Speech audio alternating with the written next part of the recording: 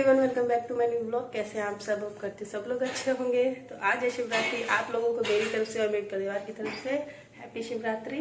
तो मैंने शावर ले लिया, पूजा पाठ अभी मैंने नहीं किए क्योंकि मैं सामान लेने जा रही हूँ। तो बज गए सुबह के 8:20। तो जितने सामान ले आती हूँ वरना मिलेगा नहीं, ज़्यादा लेट हो जाएगा। तो भैया पैसा नहीं थे तो ATM से नहीं पैसा निकाल लिए, पैसा निकाल लिया। अब चलिए चलते हैं, लेके आते हैं सामान। मैं आ गई हूँ सब सामान लेके। ये बहुत ज़्यादा भारी हो रहा है। ये देखिए इतना सब सामान ले आई हूँ। दूध भी ले आई, गन्ना भी ले आई। गन्ना इस बार टूटे नहीं मिले तो इसको काटने पड़ेंगे, पीसेस करने पड़ेंगे।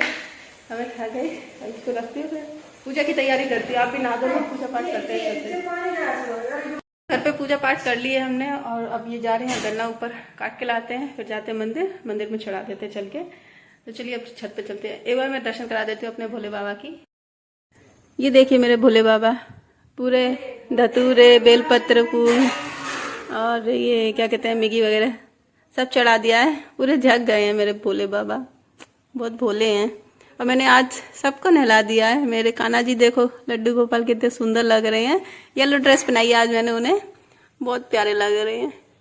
लाल पगड़ी और येलो ड्रेस उनकी। और मैं साईं बाबा के भी वस्त्र देखो कितने सुंदर लग रहे हैं, सब बहुत सुंदर लग रहे हैं। चलिए अब चलते हैं छत पे। चलो, मम्मी ने पकड़ लिया गन्ना, अब चलो चलते हैं छत पे। लाइक करो, कमेंट करो। हाँ, वीडियो अच्छी लगे तो हैप्पी शिवरात्रि। हैप्पी शिवरात्रि। हर हर शंभू। हर हर शंभू। चलो चलो चलो चलो। वैसे देखो हम आरी से गन्ना काट रहे हैं। आरी बोलते हैं, क्या बोलते हैं? आरी नहीं है, गलास है, खोखरी खोखरा जो भी बोलते हैं। इससे गन्ना काट रहे हैं। क्या करें, मजबूरी में। वहाँ काट के दिया ही नहीं, तब इससे हमने काट के देखो उतने काट दिए और थोड़े से और रह गए, इसको और काट देती हूँ। काटो।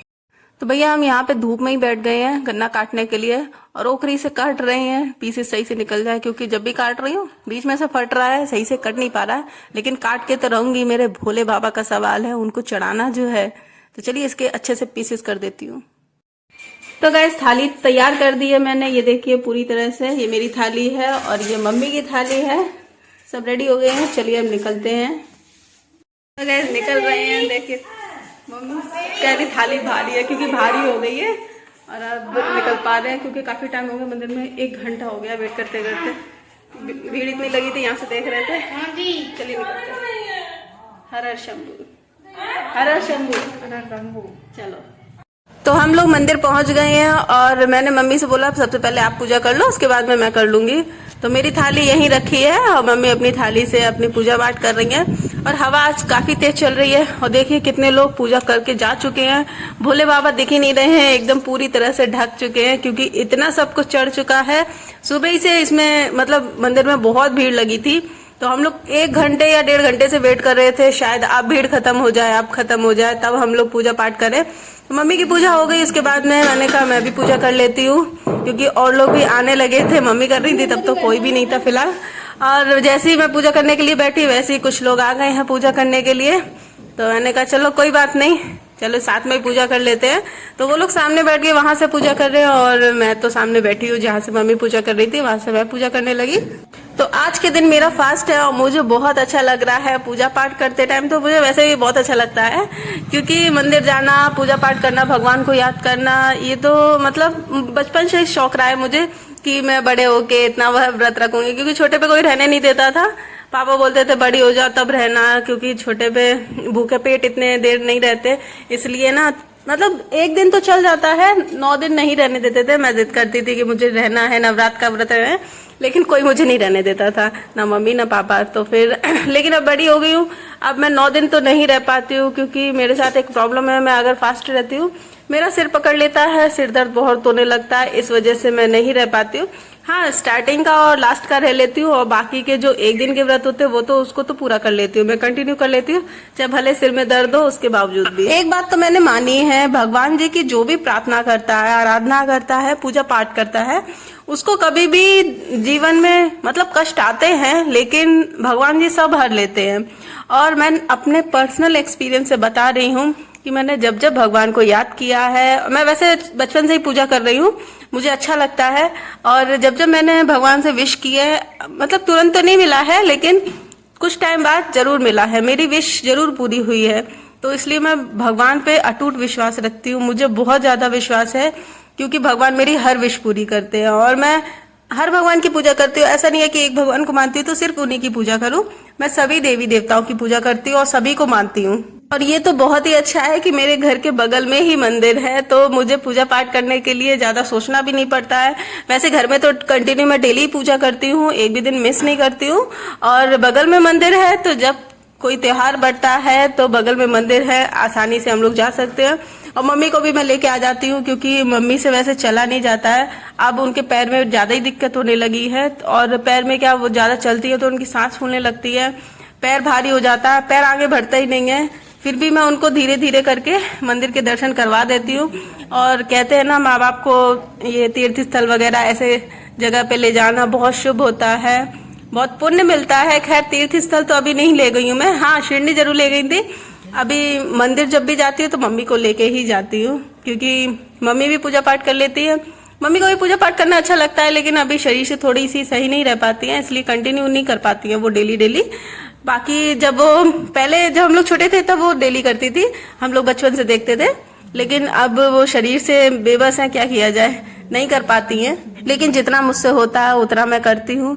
जहाँ मैं समझ में आता है मुझे कि मम्मी को ले जाना चाहिए या फिर वो चल सकती है इतना दूर, वहाँ मैं ले जाती हूँ। ज्यादा उनको वैसे फोर्स नहीं करती हूँ, क्योंकि उनको तकलीफ होगी तो जाहिर सी बात है हमें भी तकलीफ होगी। तो ऐसी जगह पे ले जाती हूँ जहाँ पे वो आसानी से दर्शन पूजा कर सके। आज तो मेरे भोले बाबा की शादी है, तो सभी लोग बहुत खुश हैं और मुझे तो सच में बहुत ज्यादा खुशी होती है। और भगवान जी की शादी है तो भैया मैं तो इतनी एक्साइटेड हूँ, पूछो नहीं है। सुबह ही सुबह उठ के सब कुछ काम करने लगी, सब सामान ले आई। और मम्मी को नहाने में थोड़ा सा लेट हो गया था, इसलिए पूजा पाठ करने में थोड़ा लेट हो गया। खैर कोई बात नहीं, आज तो शिवरात्रि है, पूरा दिन पूजा का टाइम है, जब चाहे तब करो। और यहाँ से मतलब आज का दिन तो इतना अच्छा जा रहा है ना कि पूछो मत, मुझे तो बहुत ही अच्छा लग रहा है, अंदर से इतनी खुशी हो रही है ना, मैं बता नहीं सकती। आज का मेरा पूरा दिन मंदिर में जाने वाला है, क्योंकि यहाँ से पूजा पाठ करने के बाद में मैं जाऊंगी नीलकंठ मंदिर। वहाँ अभी मतलब बहुत फेमस मंदिर है यहाँ का, इटावा का, तो वहाँ पे भी जाऊंगी। वहाँ पे भी काफी भीड़ होगी, वहाँ पे भी लाइन लगानी पड़ेगी। उसके बाद में देखो नंबर आएगा, मम्मी को बिठा दूंगी। जब नंबर आएगा तब मम्मी को बुला लूंगी, क्योंकि मम्मी से खड़ा नहीं हुआ जाएगा, मुझे पता है। फिर भी पूछ लूंगी मम्मी से, अगर दिक्कत नहीं होगी तो हम लोग जाएंगे।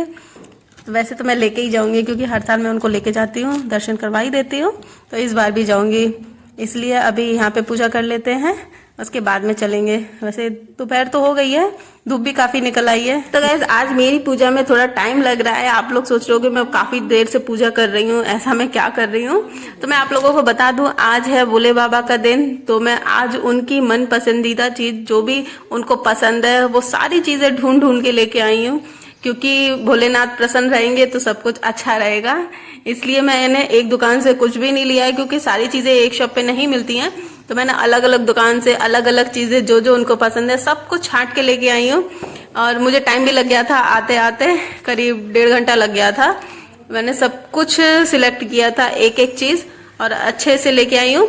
उसके बाद में पूजा पाठ किया। ऐसा कहा जाता है कि जैसे शिवरात्रि के दिन जिसके भी पेट में प्रॉब्लम रहती है, पेट से जुड़ी जो भी बीमारियां होती हैं, तो उस व्यक्ति को अपने सिर से 7 बेर लेके क्लॉकवाइज उतार के भोलेनाथ पे चढ़ा देना चाहिए। उसके बाद में वही बेर अपने साथ ले जाएं, और जब भी कभी दिक्कत हो पेट की तो वो बेर खा लें, तो उससे बहुत आराम मिलता है। भोलेनाथ की कृपा बनी रहती है उससे। वैसे तो भोलेनाथ बहुत ही भोले हैं और बहुत ही परोपकारी हैं, और इन पे जो भी चीजें चढ़ी होती है सभी फलदायी होती हैं। इन पे जो बेलपत्र चढ़ता है वो तो बहुत ही फायदेमंद होता है। अगर जैसे किसी की डायबिटीज बहुत बढ़ गई है तो वो बेलपत्र रेगुलर खा सकता है, उससे डायबिटीज कंट्रोल हो जाएगी। क्योंकि हमने मम्मी को भी यही खिलाया था, और मैं अपने पर्सनल एक्सपीरियंस से बता सकती हूँ, मम्मी की डायबिटीज कंट्रोल हुई थी और काफी कंट्रोल हो गई थी उससे। सच में आप लोग रेगुलर करके देख सकते हैं, अगर आप लोगों को विश्वास नहीं है तो। मेरी पूजा संपन्न हो गई है, बस आरती रह गई है। भोले बाबा की आरती कर लेती हूँ, क्योंकि आज हवा इतनी तेज चल रही है, दिया ऐसा लग रहा है बार बार बुझने वाला है, उसको मैं बार बार हाथ लगा के बचा रही हूँ, क्योंकि कहते हैं कि दिया बुझना शुभ नहीं माना जाता है। भोलेनाथ से यही प्रार्थना है कि अपनी कृपा सदैव हम पर बनाए रखें, और मेरे सारे परिवार को, मेरी जो यूट्यूब फैमिली है, सभी लोगों पे अपनी कृपा बना रखे, सभी की मनोकामना पूरी करें। और मेरा जल्दी से YouTube चैनल मोनेटाइज हो जाए, क्योंकि आप ही लोगों से मेरा सब कुछ है। मुझे आप ही लोगों से उम्मीद है कि आप लोग अगर चाहोगे तो मेरा चैनल जल्दी से मोनेटाइज हो जाएगा, क्योंकि मेरे 1000 क्या 2000 सब्सक्राइबर कंप्लीट होने वाले हैं। सिर्फ वॉच टाइम रह गया है, उसको भी जल्दी से कंप्लीट करवा दीजिए। उसके बाद में मेरा चैनल मोनेटाइज हो जाएगा। और आप लोगों की अगर इसी तरह से सपोर्ट बना रहा तो मैं आगे बहुत आगे जाऊंगी, मुझे पूरा विश्वास है। तो गाइस आज शिवरात्रि है, स्पेशली शिवरात्रि का ही व्लॉग है पूरा। और जो भी मेरे चैनल पे अभी मेरा व्लॉग देख रहा है वो जल्दी से भोलेनाथ के चरणों में अपनी हाजिरी लगाए और कमेंट बॉक्स में हर हर महादेव लिखे। मैं सभी का वेट कर रही हूँ, देखती हूँ कितने भक्त हैं भोलेनाथ महाराज के। और एक बार मेरे साथ जोर से बोलिए हर हर महादेव। और अभी तक जिसने भी मेरा चैनल सब्सक्राइब नहीं किया है, जो भी मेरे चैनल पे अभी तक नया है, तो जल्दी से जाके सब्सक्राइब कर लो। मेरे YouTube चैनल का नाम है कंचन ब्लॉग्स 1208। जल्दी से जाके सब्सक्राइब करो और वीडियो अच्छी लगे तो लाइक कमेंट शेयर करना ना भूलिए। तब तक मेरी पूजा पाठ भी हो गई है, बहुत अच्छे से की है। भोलेनाथ अपनी कृपा सदैव बनाए रखे। और भी लोग आते जा रहे हैं, तो चलिए माथा टेक लेती हूँ। उसके बाद में मैं भी यहाँ से निकलती हूँ, क्योंकि मंदिर भी जाना है हमें और पूजा पाठ को काफी देर हो गई है। तो चलिए अब चलते हैं, माथा टेक लेती हूँ। भोलेनाथ अपनी कृपा सदैव बनाए रखें। मंदिर से जाने का मन नहीं कर रहा है, लेकिन क्या करूं, जाना पड़ेगा, दूसरे मंदिर भी जाना है। तो गाइस अच्छे से दर्शन हो गए हैं, पूजा पाठ भी बहुत बढ़िया तरीके से कर लिया आराम से बैठ के, क्योंकि काफी भीड़ थी। हम लोग आए तो मतलब थोड़े बहुत लोग आ रहे थे, लेकिन पूजा पाठ अच्छे से हो गई है। और दर्शन आप भी कर लीजिए, राधा रानी महारानी के और बलदाव जी हैं, सभी भगवान जी हैं, सभी के दर्शन कर लीजिए। और भोलेनाथ जी बाहर हैं, वहाँ हमने पूजा कर ली, फिर अंदर आए।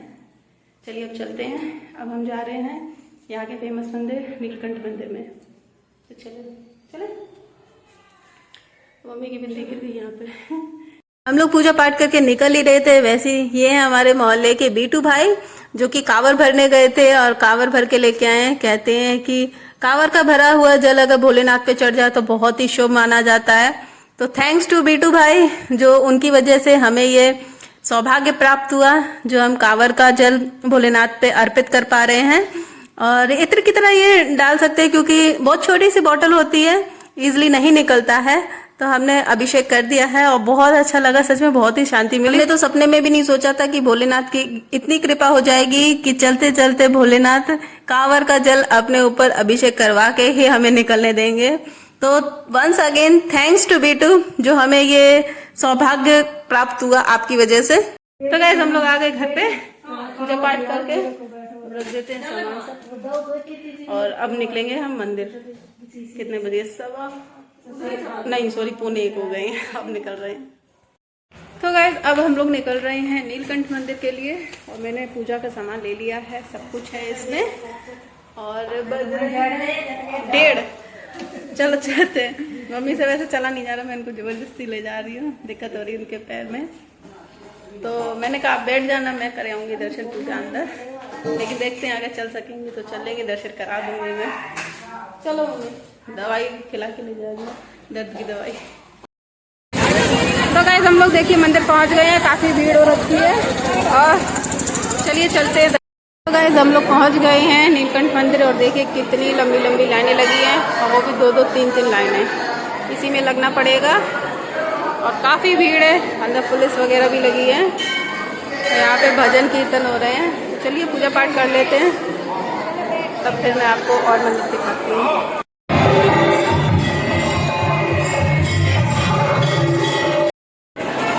ये देखिए कितने सुंदर लग रही है दुर्गा मैया रानी। और ये देखिए ये रही राधे कृष्ण भगवान जी, बहुत प्यारे लग रहे हैं। इसके बाद में यहाँ पे हैं शनिदेव, जय शनिदेव महाराज की। और यहाँ पे हैं मेरे साईं बाबा। ये देखिए मेरे साईं बाबा की तो बहुत ही भीड़ लगी है यार। ये देखिए श्रद्धा सबरी, ओम साई राम। साईं भक्त जल्दी से कमेंट कीजिए। और नीचे हैं खाटू श्याम महाराज जी। चलिए चलते हैं, बैठते हैं थोड़े भजन कीर्तन में। मुझे भगवान का तिलक लगाना बहुत अच्छा लगता है, आप लोगों ने देखा ही होगा मेरे ब्लॉग में, इसलिए मैं बाबा जी के पास में आई हूँ।